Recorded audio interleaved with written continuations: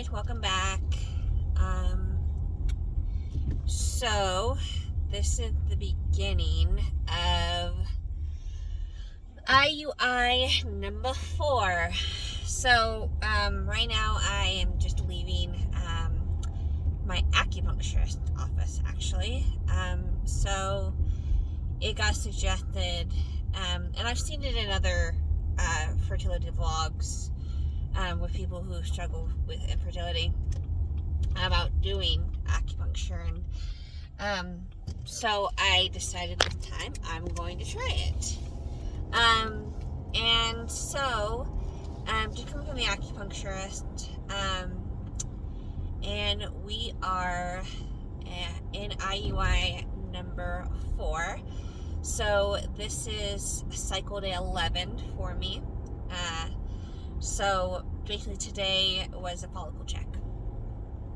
And my, went in and got the ultrasound to see how many follicles, if I had any follicles, which ovary, and what they were measuring, to kind of see kind of where we are as far as our timeline. So I haven't had a follicle check since July, because I had my miscarriage in August, and then we were going to do all the blood tests, and so I knew we were going to skip a cycle or two, because I had the tests were going to take between 2 to 3 weeks by themselves, and then you have to wait for your cycle, and you have to wait for all the things. And so I don't know which follicle, which ovary is supposed to be the dominant one this month. Typically you switch off. There were 3 follicles that were visible, 2 on my left side, 1 on my right side. The one on my right side appears to be dominant, so that's probably the one that when it comes to it, my body's going to kind of put its energy into. That's typically what happens, is you get multiple follicles, but then what tends to happen is your body kind of picks one and kind of focuses all of its hormone at that one follicle to kind of make it grow. And so that's probably the follicle on my right side where I have 1. It was measuring 10 today. So what we're looking for is we want to get it to at least 18, preferably 22 to 22, to get it. 18 is kind of the minimum, but we want to try to get it at least, we want to try to get it at least to 20 to 22, or at least 18, but preferably 20 to 22. And so follicles usually double every 2 days, so basically every day. So like it's supposed to like go like 1 higher, and so they're supposed to grow. And so based on that, I have an appointment on Friday, and that appointment follicles should be between best case scenario would be at like 16 or 18. That would be about 16. That'd be about a 2 millimeter jump a day, but most likely going to be about 14. And so we're probably looking at doing the IUI at the earliest. The very earliest would be probably Sunday, and then we're probably looking at doing the IUI probably within a week, definitely.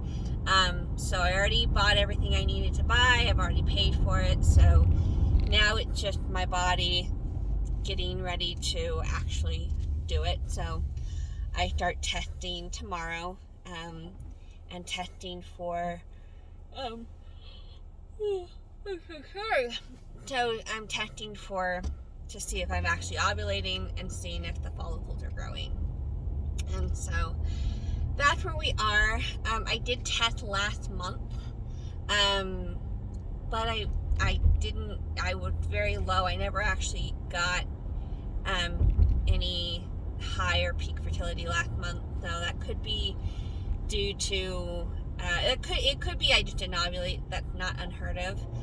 It also could be I just wasn't testing, or when you do ovulation test it through urine. So I also might not just have had enough hormone to pull up. So I'm not quite sure where my ovulation is. Prior to the miscarriages, I actually ovulated quite early. So it's why we missed my first ovulation in April. The second ovulation that I had, which resulted in my first IUI,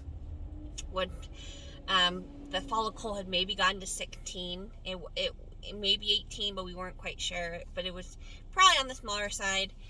The one in May, which is the one that I first miscarried with, that didn't get very big. That couldn't have gotten more again than maybe a 16, 17, which is very small. And I believe that's part of why I miscarried with the first miscarriage, is because I don't think that the follicle was mature enough, and so it was abnormal. And then the second one, we actually used Clomid, so I actually did have what's called a medicated cycle. And in that instance, we probably got the follicle up to 20 or 22. That's probably the largest follicle I've ever had, most likely. And the last time I measured it, was measuring at 18. So that is kind of where we're trying to get to. We're trying to get to 18 millimeters, at least, but preferably 20 to 22. I'm feeling okay about it. I have noticed that this time I'm hopeful, but I'm more cautiously hopeful than I have been in the past. I'm more cautiously hopeful than I've been in a while, because I've had the 2 miscarriages, and so we were never really sure what was going on. Now that we've done the tests, and we do know that, as far as we can tell, there's nothing genetically abnormal with me, there's nothing physically wrong with me. This next one's, I'm feeling a little bit more anxious. I'm feeling hopeful, because I know I can get pregnant. I mean, I've gotten pregnant twice.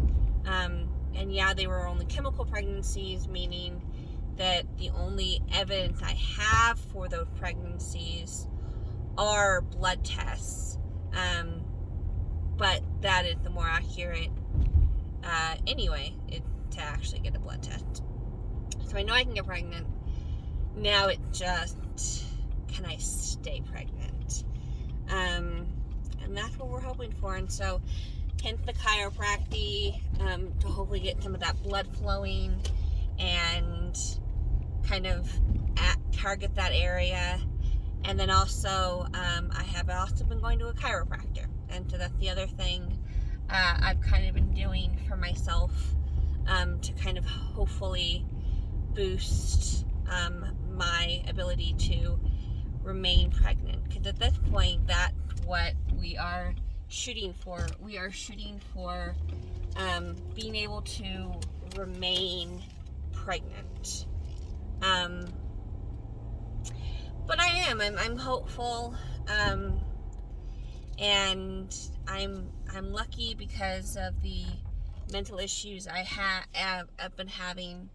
I haven't had to worry about anything as far as work.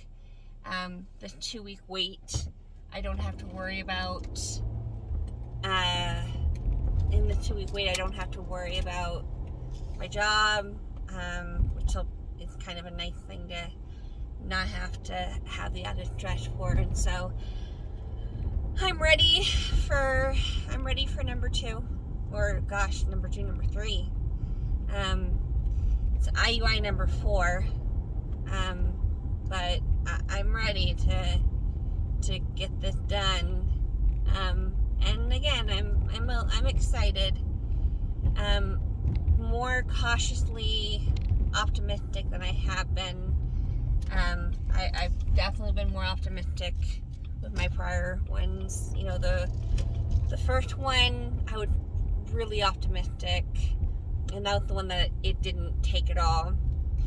The second one, I actually was repentant because I knew how small the follicle was, and I got pregnant. So it's like, oh, okay, well, that's great.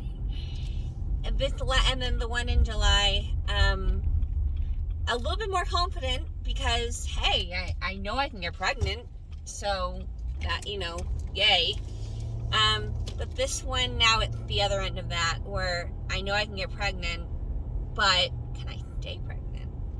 You know, and that's a bit of the struggle right now, is trying to be positive and be like, yes, I can get pregnant and I will stay pregnant. And in 9 months, I will have this beautiful little person to do that. But we shall see. So thank you for sticking around. If you stuck around this long, please, please, please comment, like, and subscribe. That's the only way that this is going to go any further than me just talking to a camera. And I would really appreciate it. I want to be able to chronicle this and talk about it, and go through what this is like to go through fertility as fertility treatment as a single person, and all that comes with that. And there's a lot that comes with that. So I really appreciate your time, and God bless,